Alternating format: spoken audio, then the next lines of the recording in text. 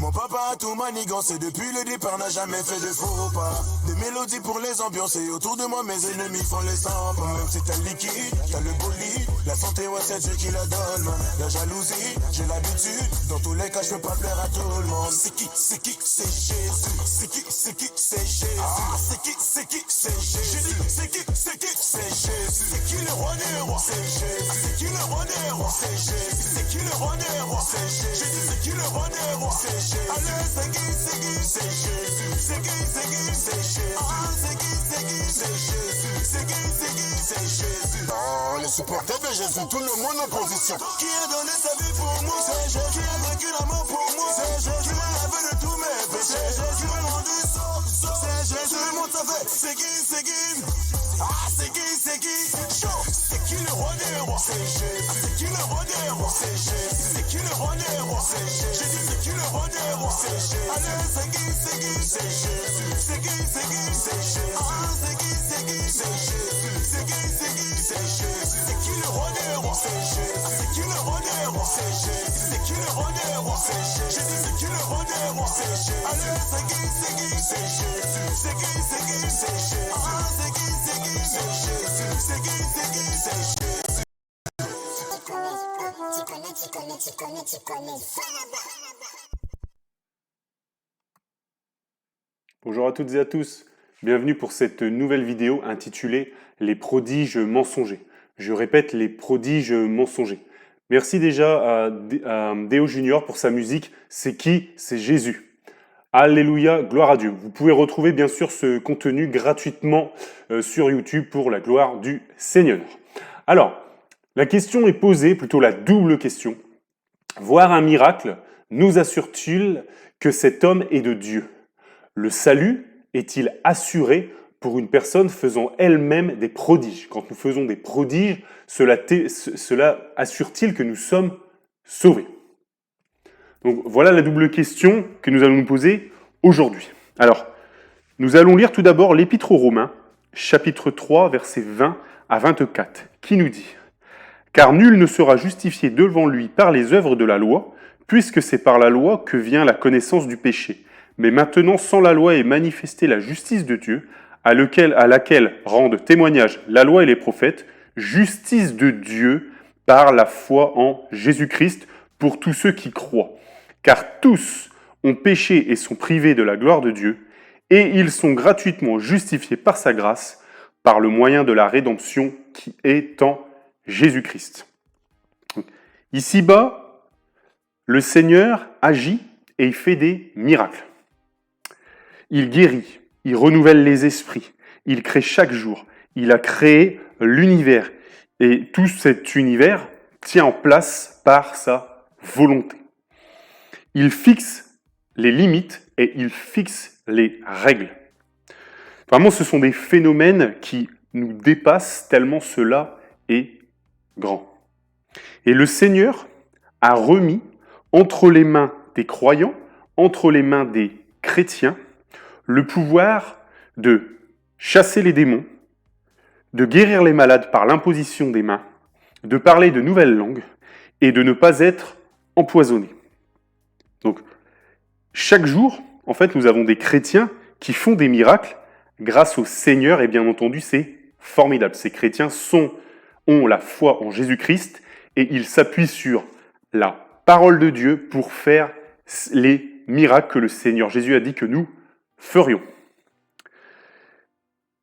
J'aimerais vous rappeler, premièrement, que faire des miracles du Seigneur ou vivre les miracles du Seigneur ne nous assure pas la vie éternelle. C'est bien, mais ce n'est pas ça qui vous sauve. Comme je le disais avant à l'Épître aux Romains, car tous sont péchés et sont privés de la gloire de Dieu, et ils sont gratuitement et justifiés par sa grâce, par le moyen de la rédemption qui est en Jésus-Christ. C'est Jésus-Christ qui nous sauve par la foi en lui, par le fait qu'il ait été, encore une fois, porté nos péchés à la croix. Merci Seigneur. J'aimerais vous lire un autre passage qui témoigne d'hommes qui ont vu les miracles du Seigneur, qui ont vécu, qui ont eu sur eux les miracles du Seigneur, et pour autant, ils n'ont pas été sauvés. J'aimerais vous rappeler cette vérité. On va prendre l'évangile de Luc, chapitre 17, versets 12 à 19, qui nous dit « Comme il entrait dans un village, 10 lépreux vinrent à sa rencontre, se tenant à distance. Ils élevèrent la voix et dirent « Jésus, Maître, aie pitié de nous. » Dès qu'il les eut vus, il leur dit « Allez vous montrer au sacrificateur. » Et pendant qu'ils allaient, il arriva qu'ils furent guéris. L'un d'eux, se voyant guéri, revint sur ses pas, glorifiant Dieu à voix haute. Il tomba sur sa face aux pieds de Jésus et lui rendit grâce. C'était un Samaritain. Jésus, prenant la parole, dit « Les 10 n'ont-ils pas été guéris, et les 9 autres, où sont-ils ? Ne s'est-il trouvé que cet étranger pour revenir et donner gloire à Dieu ?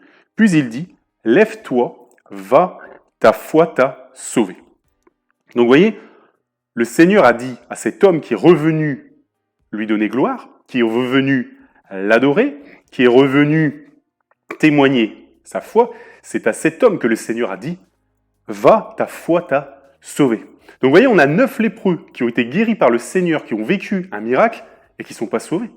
Ils ne sont pas revenus pour donner gloire à Dieu. Ils n'ont pas eu foi en Jésus-Christ.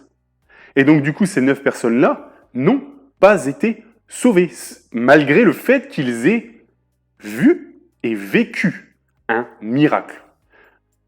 Vous voyez, encore une fois, et ils sont gratuitement justifiés par sa grâce, par le moyen de la rédemption qui est en Jésus-Christ. L'Épître aux Éphésiens nous dit également, c'est par grâce que vous êtes sauvés, par le moyen de la foi, et cela ne vient pas de vous, c'est le don de Dieu. Vous voyez, il est encore une fois ici question de foi en Jésus-Christ. Faire des miracles est un don, mais le don du salut est un tout autre don, mes frères, mes sœurs. Je répète, faire des miracles au nom du Seigneur pour un chrétien, c'est un don, mais le don du salut est un tout autre don, mes frères, mes sœurs.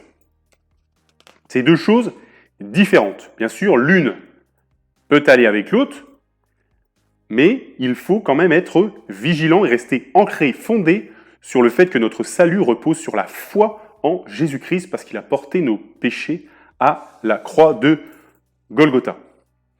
J'aimerais vous dire qu'il existe des gens qui font aussi des prodiges et qui ne sont pas sauvés. C'est-à-dire qu'en plus de les vivre, en plus d'être guéris, comme ces lépreux, il y en a qui en font, mais pourtant ils ne sont pas sauvés. Des gens cherchent à vous détourner du Seigneur en vous vendant en fait des prodiges. J'appelle cela des prodiges mensongers. Notre ennemi peut faire des prodiges mensongers pour nous faire chuter. Donc on va voir l'exemple de prodige que l'ennemi peut faire, et si vous n'êtes pas fondé sur la foi en Jésus-Christ, en voyant ce prodige, vous pouvez douter, vous pouvez faillir, et c'est ce que cherche notre ennemi. Et il ne faut pas qu'il en soit ainsi, il faut que vous restiez ancré, fondé sur la foi en Jésus-Christ. Car vous obtiendrez le salut de vos âmes pour prix de votre foi en Jésus-Christ.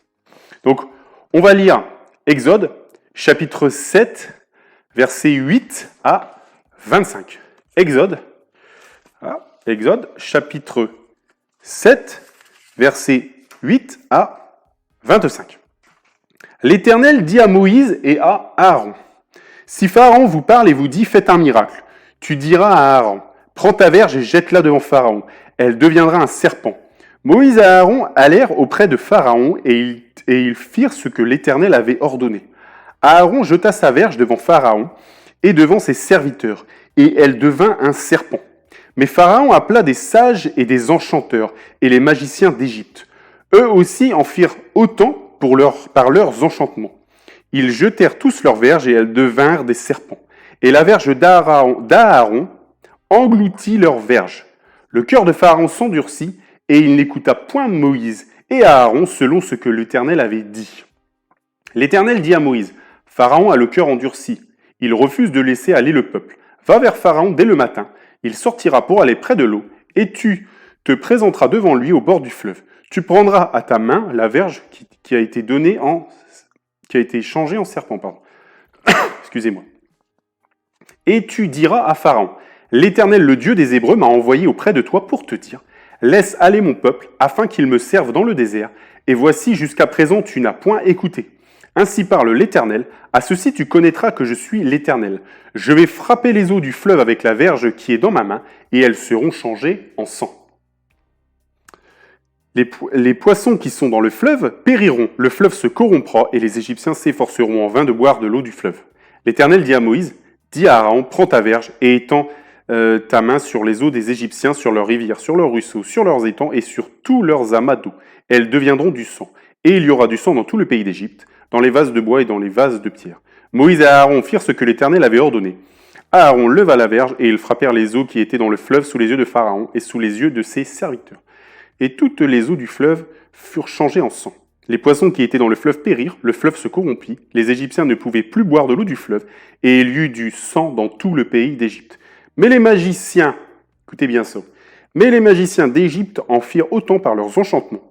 Le cœur de Pharaon s'endurcit, et il n'écouta point Moïse et Aaron. Selon ce que l'Éternel avait dit, Pharaon s'en retourna et alla dans sa maison, et il ne prit pas même à cœur ces choses. Tous les Égyptiens creusèrent aux environs du fleuve pour trouver de l'eau à boire, car ils ne pouvaient boire l'eau du fleuve. Il s'écoula 7 jours après que l'Éternel eut frappé le fleuve. Donc vous voyez ici, on a l'Éternel qui dit à Moïse d'aller jeter la verge d'Aaron pour lui montrer un prodige, pour lui montrer un miracle. Pourquoi ? Pour que Pharaon croit en la parole de Moïse et en la parole du coup de Dieu. Parce que Moïse faisait la volonté de Dieu. Et le miracle, le prodige, veut les témoigner du fait que l'Éternel était avec Moïse et Aaron. Il a jeté sa verge, c'est devenu un serpent. Et les enchanteurs, les magiciens, les autres personnes qui étaient au service de Pharaon ont fait la même chose. Vous voyez, ils ont fait ce que j'appelle des prodiges mensongers. Ils ont fait quelque chose ils ont fait quelque chose vraiment de fort. Vous voyez, des bâtons où il y avait des serpents qui étaient devenus, leur bâton, s'était transformé en serpent. Bien sûr, les prodiges, les miracles du Seigneur sont plus grands que ceux de notre ennemi, que ceux du diable. Donc la verge d'Aaron a mangé tous les serpents des Égyptiens et de leurs enchanteurs. Mais vous voyez que Pharaon n'a pas cru. Il ne s'est pas laissé persuader par Moïse. Pourquoi ? Parce qu'il a vu d'autres prodiges. Il a vu d'autres prodiges mensongers. Donc oui, il faut faire attention à qui fait ces prodiges et pourquoi on les fait. Tous ces prodiges, pour reconnaître qu'ils sont de Dieu, il faut qu'ils soient fondés et ancrés en Jésus-Christ, sur la parole de Dieu. Voilà. Et vous voyez, ils ont même changé, Moïse a changé l'eau en sang, et les enchanteurs ont fait pareil. Et encore une fois, il y a eu des prodiges mensongers des enchanteurs, et les enchanteurs, du coup, ont détourné le cœur de Pharaon de Dieu. Bon, c'était à dessein, le Seigneur avait résolu cela. Mais vous voyez, c'est pour donner un exemple, que des personnes peuvent voir les miracles, peuvent voir les prodiges mensongers, et peuvent en être ébranlés, et faire le mauvais choix qui est de ne pas croire en Dieu et en Jésus-Christ, mais de croire en ces prodiges mensongers. Donc oui, l'ennemi peut faire des prodiges, encore une fois, pas au niveau de notre Dieu, mais il peut. Il faut donc être affermi pour ne pas se perdre. Courir après ces prodiges mensongers, parce qu'aujourd'hui, il y a des chrétiens qui courent après les prodiges, ils courent après plus les prodiges que la foi en Jésus-Christ. Et s'ils tombent sur quelqu'un qui fait des prodiges mensongers, ils peuvent se détourner de notre Seigneur Jésus-Christ, ils peuvent se détourner du Dieu vivant. Et bien sûr, il ne faut pas qu'il en soit ainsi, parce que nous sommes sauvés par la foi en Jésus-Christ. Et vous voyez, le Dieu, il déteste, il hait tout ce qui est sorcellerie, chamanisme, divination, horoscope, magie, il déteste cela. Et donc si des gens le font, ou si des gens s'en approchent, à plus forte raison des gens qui se disent chrétiens, cela va t'éloigner de Dieu. Parce que Dieu, vraiment, il déteste cela. Et il a dit de ne pas le faire. Donc, on va le lire dans Deutéronome, chapitre 18, versets 9 à 14. Deutéronome, chapitre 18, versets 9 à 14. Lorsque tu seras entré dans le pays que l'Éternel ton Dieu te donne, tu n'apprendras point à imiter les abominations de ces nations-là, qu'on ne trouve chez toi personne qui fasse passer son fils ou sa fille par le feu, personne qui exerce le métier de devin, astrologue, augure, magicien, enchanteur, personne qui consulte ceux qui évoquent les esprits, ou qui disent la bonne aventure, personne qui interroge les morts, car quiconque fait ces choses est en abomination à l'Éternel. Et c'est à cause de ces abominations que l'Éternel ton Dieu va chasser ces nations devant toi. Tu seras entièrement à l'Éternel ton Dieu, car ces nations que tu chasseras écoutent les astrologues et les devins, mais à toi l'Éternel ton Dieu ne le permet pas. Donc vous voyez, il faut être proche de Dieu, et pour être proche de Dieu, il ne faut pas écouter ces personnes qui peuvent parfois effectivement faire des prodiges, mais des prodiges mensongers, qui font que ce que Dieu ne veut pas que des gens fassent, tout simplement. Vous voyez, vraiment à vous de voir si vous voulez obéir à Dieu, à la parole de Dieu, ou si vous voulez désobéir comme le fait le diable. Le diable est la personne la plus désobéissante de toute la création, sûrement. Mais voilà, pour moi, c'est la personne la plus désobéissante de toute la création, parce que tout ce que Dieu fait, il le combat et il veut faire l'inverse. Bien sûr, il sera vaincu, Dieu l'a vaincu, mais il continue à être là, à détourner les gens des prodiges mensongers. Et vraiment, ça me fend au cœur, parce qu'aujourd'hui, il y a des tas de chrétiens qui courent vraiment après ces prodiges. Encore une fois, tant mieux si vous en faites par la foi en Jésus-Christ, mais ne perdez pas la foi en Jésus-Christ. Et encore une fois, ne vous remettez pas uniquement à ces prodiges, restez ancrés dans la foi en Jésus-Christ, parce que les gens, parfois, peuvent vous détourner de cette foi, simplement en vous montrant des prodiges. Voilà. Donc faites attention, tout cela est très dangereux. Donc il faut vraiment discerner ce qui est de Dieu et ce qui est du diable. Vous voyez, le roi Saul a désobéi. Il a consulté une femme qui évoquait les morts pour parler au prophète Samuel. Et le lendemain, condamnation, il était sur le champ de bataille et il est mort. Vous voyez, parce que Dieu déteste cela. Il ne le permet pas. Donc, encore une fois, ne le faites pas et ne vous tournez pas vers ces prodiges mensongers finalement qui vous détournent du Seigneur. Restez dans la foi en Jésus-Christ, dans les vrais prodiges du Seigneur. Voilà. Encore une fois, l'Épître aux Romains nous dit « Et ils sont gratuitement justifiés par sa grâce, par le moyen de la rédemption qui est en Jésus-Christ. » Donc, Jésus-Christ, Jésus-Christ, Jésus-Christ. Voilà. Car vous avez tout pleinement en lui. Voilà ce que nous dit la Bible. Donc, vraiment, trop de chrétiens aujourd'hui courent après ces prodiges mensongers. Vous voyez, par exemple, les apparitions de Marie, ce sont des prodiges mensongers. Les gens les ont vus, et certaines personnes ont cru en ça, et se sont tellement détournés qu'ils ont dit « il faut avoir foi en Marie ». Alors que la Bible nous dit qu'il faut avoir foi en Jésus-Christ, car il y a un seul Dieu et un seul médiateur entre Dieu et les hommes, Jésus-Christ, homme. Vous lisez ça, bien entendu, à l'Épître à Timothée.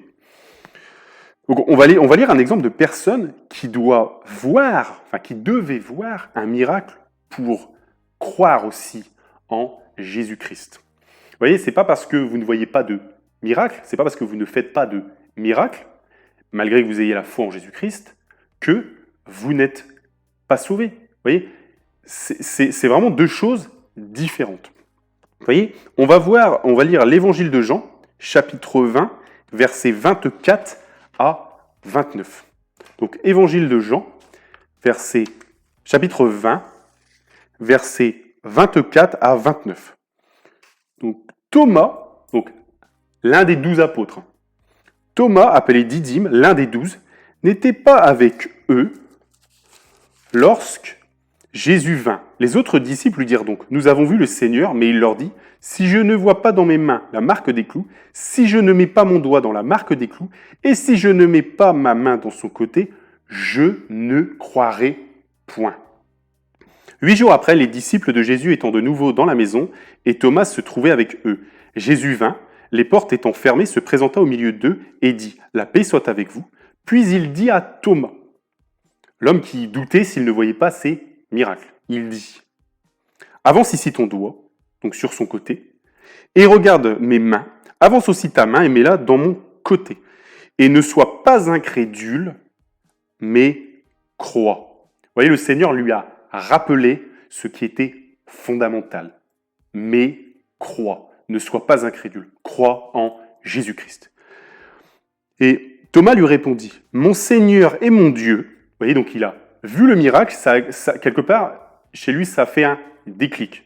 Donc tant mieux, vous voyez, les miracles, bien entendu, du Seigneur peuvent affermir certains chrétiens. Parfois, d'autres, ça peut les éloigner. Donc il faut faire attention. Mais en tout cas, ils ont vu, il a vu le miracle du Seigneur, et donc du coup, ça l'a affermi. Et il a dit, « Mon Seigneur est mon Dieu ». Combien de chrétiens aujourd'hui attendent de voir les miracles, attendent de voir les prodiges pour dire « Mon Seigneur est mon Dieu ». Et là, je vais vous lire la suite de ce que dit le Seigneur Jésus. Il a dit « Parce que tu m'as vu, tu as cru ». C'est parce qu'il a vu qu'il a cru. Heureux ceux qui n'ont pas vu et qui ont cru. Combien de chrétiens aujourd'hui n'ont pas vu la croix du Seigneur, n'ont pas vu, bien entendu, le calvaire, n'ont pas vu le Seigneur qui est venu, qui est ressuscité. Mais le Seigneur dit « Heureux ceux qui n'ont pas vu et qui ont cru ». Vous voyez la croyance, la foi en Jésus-Christ. C'est ça qui est fondamental. C'est ça qui doit vraiment guider et animer votre vie de chrétien. Et si ça, c'est votre base et que vous en resterez à ça, vous ferez des prodiges, vous ferez des miracles, mais vous grandirez dans la foi. Et vous n'irez pas chercher des prodiges à droite, à gauche pour dire « Ah, bah finalement, le Seigneur existe ». Non, non. Vous resterez ancré en Jésus-Christ, inébranlable, vous aurez la foi. D'accord? Et attention, l'ennemi rôde et fait des prodiges mensongers. Donc les chrétiens pas enfermis, qui cherchent vraiment ça à tout prix, soit en vivre, soit en faire, attention, le diable peut les détourner du Seigneur. Voilà. Donc, encore une fois, l'Épître aux Romains nous dit « Et ils sont gratuitement justifiés par sa grâce, par le moyen de la rédemption qui est en Jésus-Christ. » Donc, Jésus a dit lui-même que le diable ferait des prodiges mensongers au point même s'il était possible de séduire les élus. Voyez, c'est-à-dire que l'ennemi va se servir aussi de ça. C'est une de ses armes. Et aujourd'hui, trop peu de croyants le savent et donc du coup, ils risquent de s'égarer. Voyez, on va lire l'évangile de Matthieu, chapitre 24, versets 23 à 25. Il nous dit « Si quelqu'un vous dit alors, le Christ est ici ou il est là, ne le croyez pas, car il s'élèvera de faux Christ et de faux prophètes, et ils feront de grands prodiges et des miracles, au point de séduire, s'il était possible, même les élus. Voici, je vous l'ai annoncé d'avance. » Vous voyez, le Seigneur va nous dire des faux prophètes, de faux Christ, et ils feront de grands prodiges et des miracles. Pardon. Vous voyez, des grands prodiges et des miracles, et ça va venir. Mais pour autant, voici le Seigneur nous l'a annoncé d'avance, pour que nous ne soyons pas ébranlés dans notre foi. Maintenant, vous êtes avertis. Et plus ça va aller, et plus les prodiges mensongers vont aller loin et vont être impressionnants. On va lire le livre de l'Apocalypse, chapitre 13, versets 11 à 15. Donc, Apocalypse, chapitre 13, versets 11 à 15. « Puis je vis monter de la terre une autre bête, qui avait 2 cornes semblables à celles d'un agneau, et qui parlait comme un dragon. Elle exerçait toute l'autorité de la première bête en sa présence, et elle obligeait la terre et ses habitants à adorer la première bête, dont la blessure mortelle avait été guérie. Elle opérait de grands prodiges jusqu'à faire descendre du feu du ciel sur la terre à la vue des hommes. Et elle séduisait les habitants de la terre par les prodiges qui lui étaient donnés d'opérer en présence de la bête, disant aux habitants de la terre de faire une image de la bête qui avait été blessée par l'épée et qui vivait. Et il lui fut donné d'animer l'image de la bête, afin que l'image de la bête parle, et qu'elle fasse que tous ceux qui n'adoraient pas l'image de la bête soient tués. Vous voyez ici l'histoire d'un faux prophète qui va animer la bête, qui va faire descendre du feu du ciel. Vous voyez, c'est des prodiges mensongers, vraiment impressionnants. Des choses vraiment, c'est impressionnant. Et vous voyez, nous qui sommes chrétiens, nous ne courons pas après les prodiges. Parce que nous ne sommes pas de ceux qui se perdent, mais de ceux qui ont la foi pour sauver leurs âmes. Et la foi, c'est la foi en Jésus-Christ. Et quand on nous demande d'adorer la bête, nous n'adorerons pas la bête, parce que nous adorerons une seule personne, le Seigneur. Parce que la Bible dit, tu adoreras le Seigneur ton Dieu de tout ton cœur, de toute ton âme, de toute ta force et de toute ta pensée. Donc quand cela va venir, même s'il y a des miracles, même s'il y a des prodiges mensongers, Nous ne serons pas de ceux qui s'égarent pour se perdre. Nous ne nous fierons pas à ces prodiges mensongers, car nous sommes ancrés dans la foi en Jésus-Christ et nous sauverons ainsi nos âmes pour prix de notre foi en Jésus-Christ. Encore une fois, l'Épître aux Romains nous dit « Et ils sont gratuitement justifiés par sa grâce, par le moyen de la rédemption qui est en Jésus-Christ. » Ne vous égarez pas sur ces sentiers de prodiges mensongers. N'allez pas vers ces gens-là, les enchanteurs, les magiciens. Combien de chrétiens font ça aujourd'hui? Arrêtez. Comprenez les vrais miracles du Seigneur. Demandez au Seigneur du discernement. Lisez votre Bible. Laissez-vous guider par Dieu, le Saint-Esprit. Reconnaissez ce qui est de Dieu pour glorifier Jésus-Christ et ce qui est du malin pour détourner les gens. Et si vous faites des miracles grâce à Jésus-Christ, parce que vous avez la foi en Jésus-Christ, alléluia, gloire à Dieu. Distinguez vraiment les miracles. Prenez garde d'être reconnaissant et de ne jamais oublier que votre salut, votre vie éternelle, vous le devez à un seul, au sacrifice de notre Seigneur Jésus-Christ à la croix, parce qu'il porte nos péchés. Encore une fois, car tous sont péchés et sont privés de la gloire de Dieu, mais ils sont gratuitement justifiés par ses grâces, par le moyen de la rédemption qui est en Jésus-Christ. Le plan de Dieu, c'est la foi en Jésus-Christ. Donc ne vous laissez pas ébranler si vous voyez des prodiges mensongers, combattez-les. Si Dieu est pour vous, personne ne sera contre vous. Alléluia, amen. Vous voilà avertis, vous voilà affermis. Que Dieu vous bénisse dans le nom de Jésus et que toute la gloire lui revienne.